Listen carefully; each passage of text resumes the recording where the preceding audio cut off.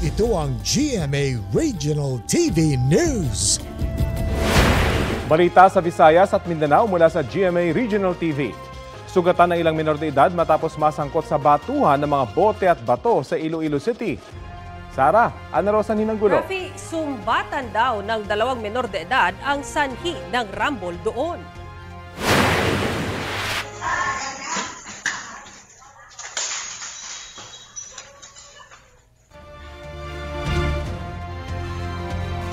Batay sa investigasyon ng barangay at pulisya, 10 binatilyo ang sangkot sa kaguluhan.